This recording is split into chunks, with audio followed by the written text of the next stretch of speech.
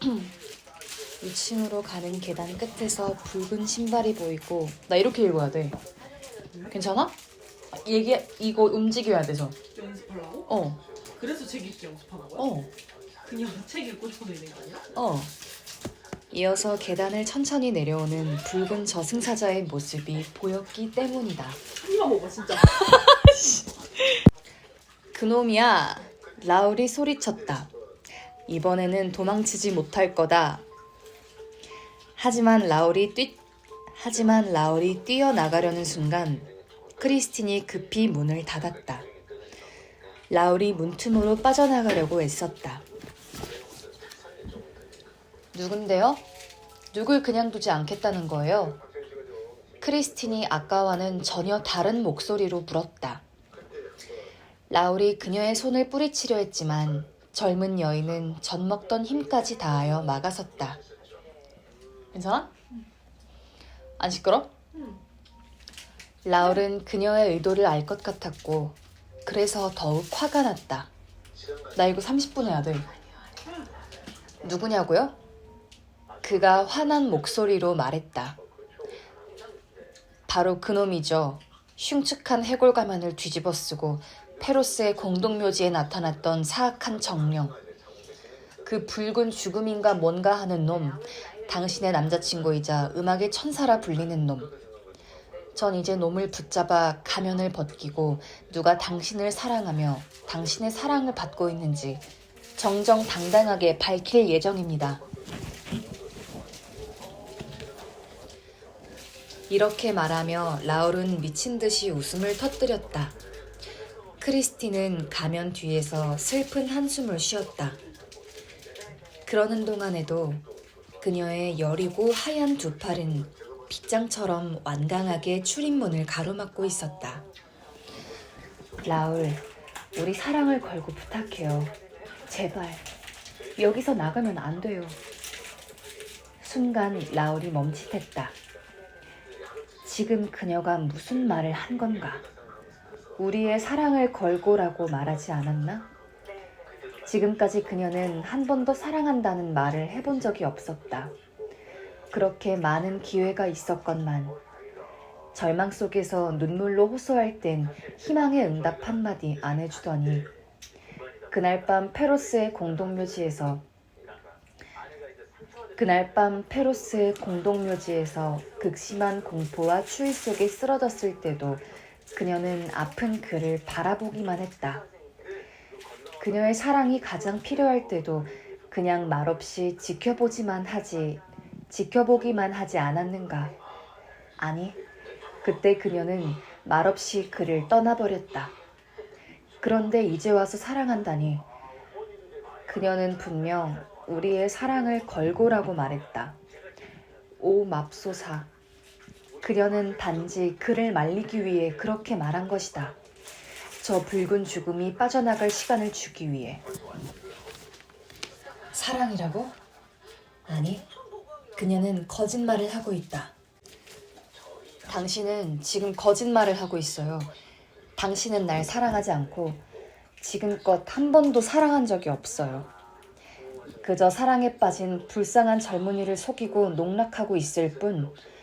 페로스에서 마주쳤을 때 당신의 태도와 눈빛은 무엇이었나요? 또한 내게 희망의 빛을 뿌려준 그 침묵의 의미는 무엇이었나요? 난 진심을 가지고 당신을 사랑했고 당신을 대했고 당신의 진심을 믿었는데 당신은 나의 순진한 희망을 이용해 농락하려고만 했죠.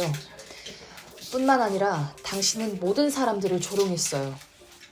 당신의 후원자인 부인의 믿음에도 불구하고 붉은 죽음과 함께 거리를 쏘다니긴 하고 나는 당신을 경멸해요. 그리고 라울은 울음을 터뜨렸다.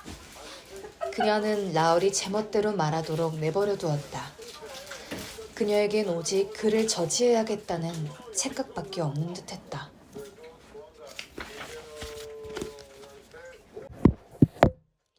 언젠가는 당신이 오늘 내게 한 모욕적인 말들을 사과할 날이 올 거예요, 라울. 그때가 되면 모든 걸 용서하죠. 라울이 고개를 가로지으며 외쳤다. 아니, 당신은 나를 미치게 만들었어. 젊은 오페라 여가수에게 내 인생의 모든 것을 걸게끔. 오, 라울, 불쌍한 사람.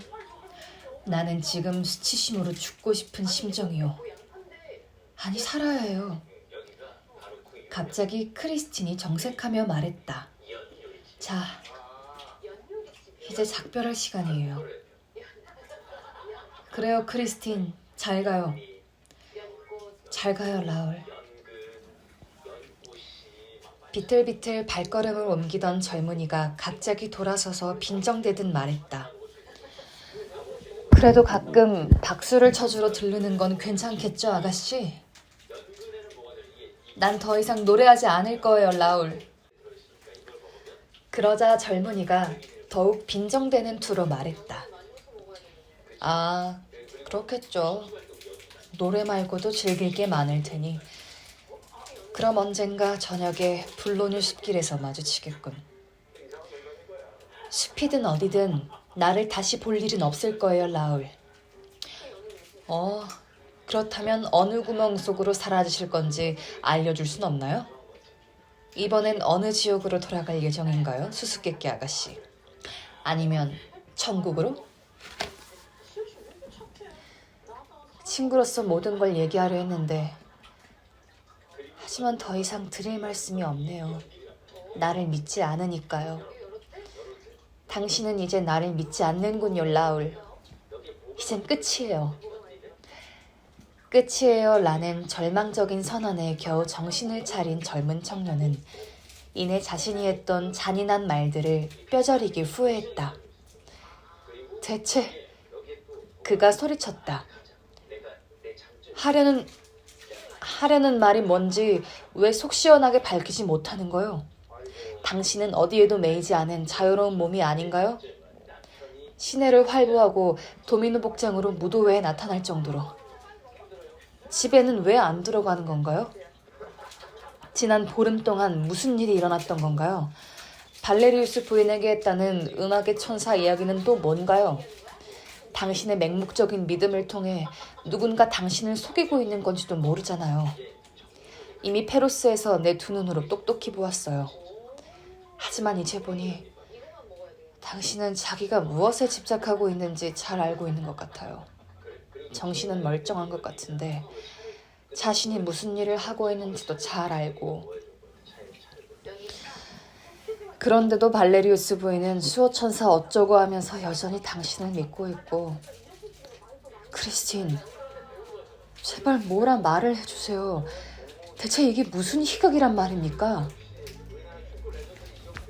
크리스틴이 가면을 벗으며 단호하게 말했다. 내 친구, 이건 희극이 아니라 비극이랍니다. 라울은 그녀의 얼굴을 보고 놀라 비명을 지르지 않을 수 없었다. 그늘 한 점 없던 귀엽고 매력적인 모습은 간데없고 죽음과도 같은 창백함이 얼굴에 드리워져 있었다. 현재의 고통을 말해주듯 근심의 주름이 깊이 패였고 호수처럼 맑고 빛나던 아름다운 눈은 깊은 슬픔에 잠겨 불가사의하고도 깊이를 알 수 없는 그늘을 드리우고 있었다. 오 크리스틴, 나를 용서해준다고 말하지 않았던가요? 라울이 두 팔을 벌리며 한탄하듯 말했다. 언젠가는 그렇게 될 거예요. 이렇게 말한 뒤 크리스틴은 다시 가면을 썼다. 그리고 뒤따라오지 말라는 손짓과 함께 급히 자리를 떴다. 라울은 뒤쫓으려 했지만 그녀는 다시 뒤돌아서 한 발짝도 다가오지 못하도록 단호한 손짓으로 작별을 구했다. 라울은 멀어져가는 그녀를 멍하니 바라보았다. 그리고 잠시 후 할 일 없이 계단을 내려가 군중들 속에 섞였다. 관자놀이가 지끈거리고 가슴이 찢어지듯 아팠다. 그는 지나가는 사람들을 아무나 붙잡고 붉은 죽음을 못 보았느냐고 물었다. 사람들이 붉은 죽음이 누구요? 라고 물으면 해골 분장을 하고 붉은 망토를 걸친 사내 말입니다. 라고 설명했다. 그가 망토를 휘날리며 지나가는 걸 보았단 사람들은 많았지만 어디에서도 그 모습을 찾을 수는 없었다. 새벽 2시쯤 되자 라울은 어느새 크리스틴 다이의 대기실로 통하는 복도로 향하고 있었다. 저도 모르는 새에 고통이 처음 시작되었던 장소로 발길이 향하고 있던 것이다. 그는 세차게 대기실 문을 두드렸다. 아무 반응도 없었다. 예전에 낯선 남자의 목소리를 들었을 때처럼 라울은 방으로 뛰어들었다. 방은 텅 비어 있었고 가스등만 희미하게 비치고 있었다. 작은 탁자 위에 놓인 몇 장의 편지지가 라울의 눈에 들어왔다. 크리스틴에게 쪽지를 남길까 하는데 갑자기 복도에서 발소리가 들려왔다. 라울은 커튼으로 가려진 내실 안으로 급히 몸을 숨겼다. 손 하나가 문을 밀고 들어섰다. 크리스틴이었다. 라울은 숨을 멈추었고 숨어서 지켜보기로 했다. 어쩌면 뭔가 알아내고 베일에 쌓였던 비밀의 단서도 찾아낼 수 있을 것 같았다. 방으로 들어온 크리스틴은 힘없이 가면을 벗어서 탁자 위에 던졌다. 그리고 깊은 한숨을 쉬며 아름다운 두 얼굴을 손에 파묻었다. 무슨 생각을 하고 있을까? 라울을 생각하고 있을까? 아니었다. 순간 이렇게 중얼거리는 소리가 들렸기 때문이다. 가엾은 에릭. 라울은 귀를 의심했다. 가엾게 여겨야 할 사람이 있다면 당연히 자신일 거라고 생각했다.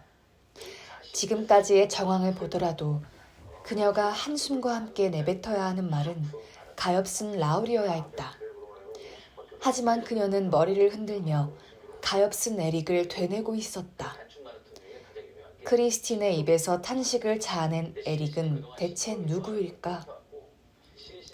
북쪽 나라의 작은 요정은 왜 불행에 빠진 라울 대신 에릭을 동정하고 있는 걸까?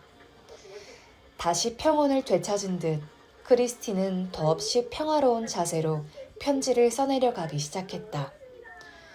그 광경을 지켜보는 라울의 몸은 억누를 수 없는 분노의 감정으로 부들부들 떨리고 있었다. 어쩌면 저리도 냉정할까? 그는 속으로 중얼거렸다. 하지만 그녀는 하나, 둘, 셋, 4장의 편지를 채워나갔다. 그러던 그녀가 갑자기 고개를 들었고 블라우스 앞섭에 부랴부랴 편지를 숨긴 뒤 뭔가에 귀를 기울였다. 라울도 덩달아 귀를 기울였다.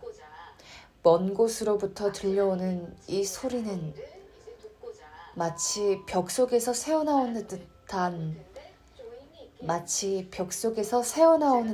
노랫소리. 그랬다. 마치 벽이 노래하고 있는 것 같았다. 노랫소리가 점점 또렷해졌고 이제 가사를 알아들을 수 있고 목소리도 구별할 수 있었다. 마음을 사로잡는 너무나 감미롭고 아름다운 목소리. 하지만 부드러움 속에 힘이 느껴지고 그래서 전혀 여성의 목소리가 아니라는 걸 알 수 있었다. 목소리가 점점 가까워지더니 벽을 그대로 통과해 들어왔다. 그렇게 방으로 스며들어온 목소리는 크리스틴의 바로 앞에서 멈춰섰다. 크리스틴은 몸을 일으키더니 마치 곁에 누군가 있는 듯 말했다. 왔군요, 에릭. 기다리고 있었어요. 조금 늦었군요. 커튼 뒤에서 숨죽인 채 모든 걸 지켜보던 라울은 눈앞에서 벌어지는 광경을 도무지 믿을 수 없었다. 크리스틴의 얼굴은 화사하게 피어났고 핏기 없던 입술에는 행복의 미소가 번졌다. 그것은 자신을 덮친 죽음을 물리치고 삶의 희망을 되찾은 환자들에게서나 볼 수 있는 미소였다. 얼굴 없는 목소리가 다시 노래를 시작했다. 지금껏 이 세상에서 한 번도 들어본 적 없는 노래였다. 단 한 번의 울림으로도 감미로움과 웅장함을 넘나들고 사람들의 애장간을 녹이며 우아하면서 힘이 넘치면서도 우아한, 그래서 모든 이들을 굴복하게 만드는 완벽한 조화의 목소리였다. 저기 대구네. 그치.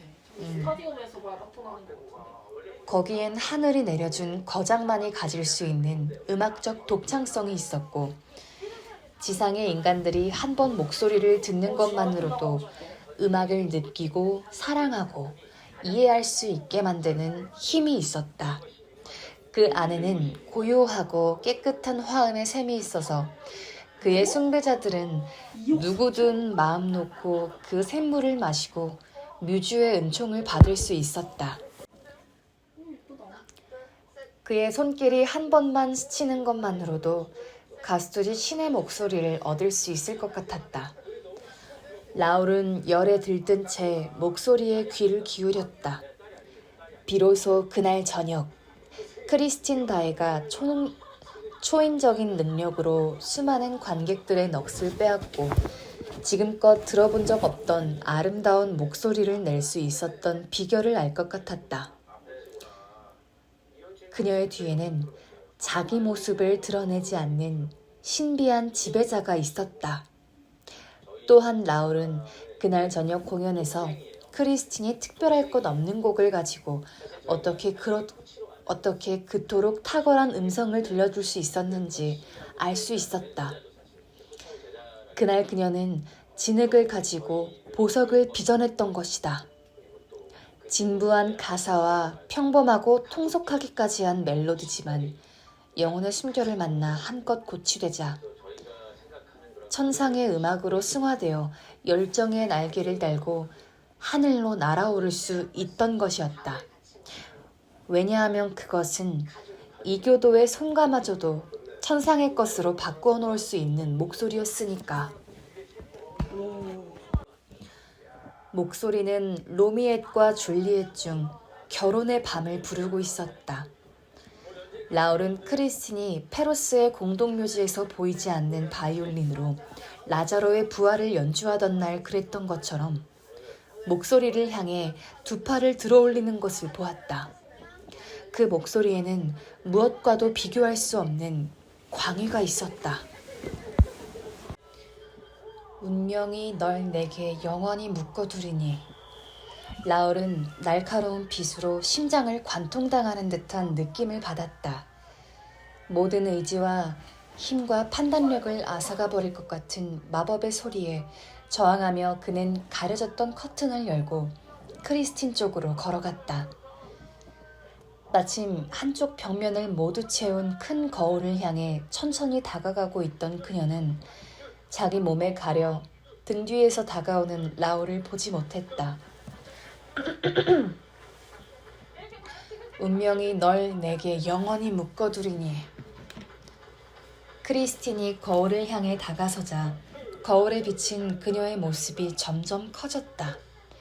이윽고 크리스틴의 몸과 거울 속의 이미지가 겹치려는 순간 라울이 둘을 한꺼번에 붙잡으려는 듯 팔을 뻗었다. 아이고.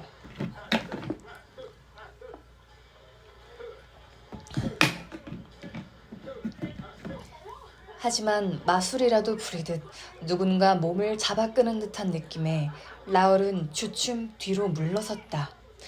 뭔가 얼음장처럼 차가운 기운이 그의 얼굴을 훑고 지나갔다. 순간 그를 비웃듯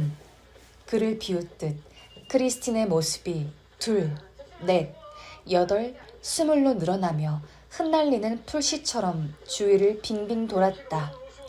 그 속도가 너무 빨라 아무리 애써도 크리스틴을 손에 잡을 수 없었다. 이윽고 모든 것이 정지했고 어느새 거울 속에는 라울의 모습뿐. 크리스틴은 사라지고 없었다. 그는 거울을 향해 달려들었지만 아무도 없는 벽에 몸을 부딪혀야 했다. 방 안에는 점점 멀어져가는 곡조가 맴돌고 있었다. 운명이 널 내게 영원히 묶어두리니.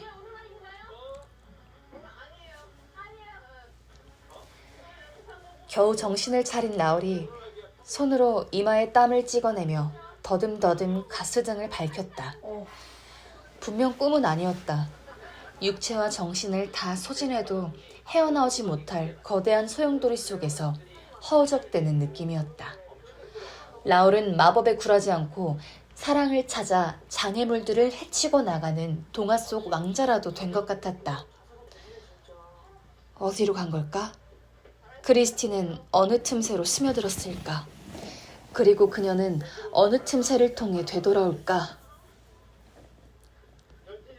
그녀가 돌아온다고? 그녀는 이제 끝이라고 말했다. 벽에서는 더 이상 아무 소리도 들리지 않았다. 돌이킬 수 없는 운명이 널 내게 묶어두리니? 내게? 대체 누구에게?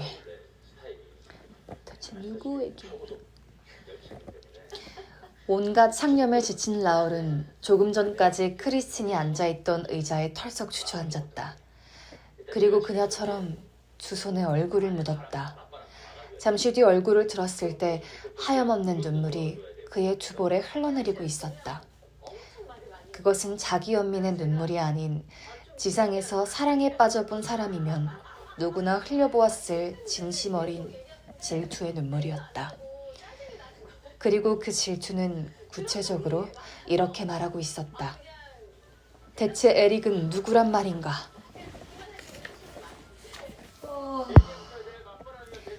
목소리의 정체. 크리스틴이 마술처럼 사라져버린 다음 날, 샤니 자작은 발레리우스 부인의 집으로 다시 찾아갔다. 그런데 거기서 믿을 수 없는 광경과 마주쳤다. 조용히 앉아 뜨개질을 하고 있는 노부인의 침대맡에서 크리스틴이 레이스를 뜨고 있던 것이다. 그녀의 얼굴은 더없이 우아했고 이마는 맑았으며 레이스를 향한 시선은 더없이 부드러웠다. 젊은 처녀의 뺨엔 화색이 돌아와 있었다. 눈가에 푸릇하던 그림자는 이제 사라지고 없었다. 그녀의 표정에서 전날의 비극 따위는 더 이상 찾아볼 수 없었다. 흔적처럼 남아있는 우스어린 표정만 아니었으면 이 신비스런 여인이 어젯밤에 벌어진 믿을 수 없는 사건의 여주인공이었다고는 아무도 짐작하지 못했을 것이다. 자작이 다가오자 그녀는 아무 일도 없었다는 듯 일어나 라라. 자작이 다가오자 그녀는 아무 일도 없었다는 듯 일어나 손을 내밀었다. 라울은 어리둥절해서 말도 못한 채 서 있었다. 어머나, 샤니 자장님. 이제 우리 크리스틴도 못 알아보시나요? 수호 천사가 아이를 돌려보내 주었답니다. 발레리우스 부인이 큰 소리로 말했다. 어머니, 크리스틴이 얼른 말을 막았다. 하지만 그녀의 얼굴은 물론 눈까지 빨개져 있었다. 이제 그 이야기는 그만하세요. 음악의 천사 같은 건 없다는 걸 이젠 아시잖아요. 하지만 아가야, 넌 지난 석 달 동안 천사에게 교습을 받지 않았니? 어머니, 거기에 대해서는 나중에 다 말씀드리겠다고 했잖아요. 대신 지금은 더 이상 얘기도 하지 말고 묻지도 마세요. 묻지도 마세요. 그러면 다시는 날 떠나지 않겠다고 약속해 주렴. 전에도 약속하지 않았니, 크리스틴? 어머니, 샤니 씨도 계시니까 이제 그런 얘기는 그만해요. 아니, 그건 그렇지 않아요. 라울이 말을 끊고 용기를 내 뭔가 말하려 했지만 그의 목소리는 떨리고 있었다. 당신의 모든 것이 나에게 얼마나 소중한지 당신도 언젠간 알게 되겠죠. 난 조금 전 당신이 양모님 곁에 앉아 있는 것을 보고 얼마나 놀라고 기뻤는지 몰라요. 어제의 일이나 당신이 했던 말들 때문에 당신이 이토록 빨리 돌아올 줄은 꿈에도 생각 못했어요. 당신에겐 위험천만할 수도 있지만 이제는 절 믿고 비밀을 털어놓아 주세요. 발레리우스 부인처럼 옛 친구로서 당신이 결코 말려들지 말아야 할 음모에 희생될까 봐 두렵습니다. 이 말에 발레리우스 부인이 침대 위에서 몸을 일으키며 소리쳤다. 이게 대체 무슨 말이냐, 크리스틴? 네가 위험에 빠지다니. 사실입니다, 부인. 라울이 크리스틴의 만류에도 굽히지 나 녹음하고 있어. 들어가도 돼? 라울이 크리스틴의 만류에도 굽하지 않고 말했다. 맙소사, 크리스틴. 사실대로 말해보렴. 왜 날 안심시키려고만 하니? 샤니 씨, 대체 크리스틴이 어떤 위험에 처했다는 건가요?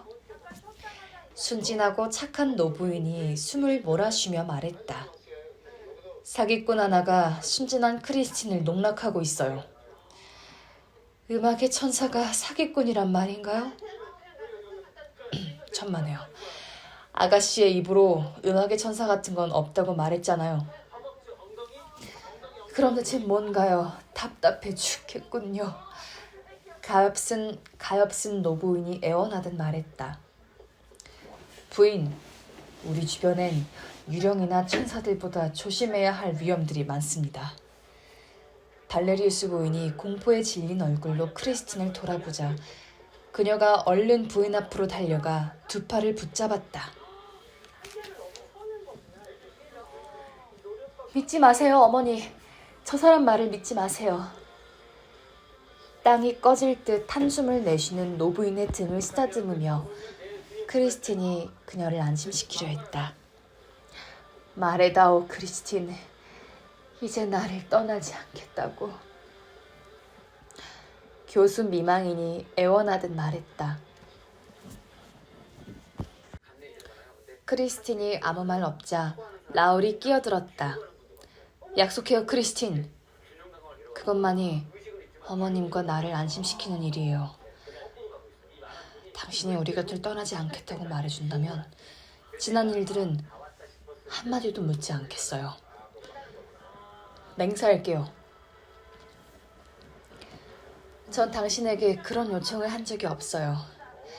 그리고 아무 약속도 하지 않을 겁니다. 크리스틴이 발끈하여 소리쳤다. 전 자유로운 사람이랍니다, 샤니 씨. 제게 이래라 저래라 할 권리가 없으니 앞으로는 제 일에 간섭하지 말아주세요.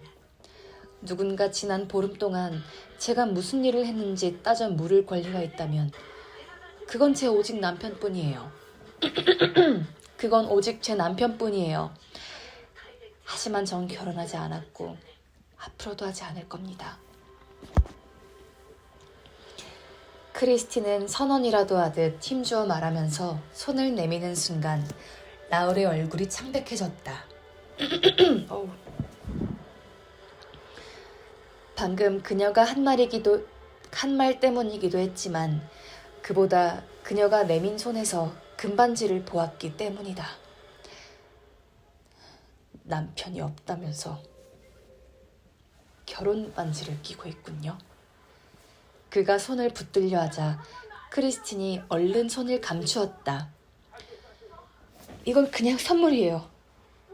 순간 그녀의 얼굴이 붉어졌고 당혹감을 감추려는 기색이 역력했다.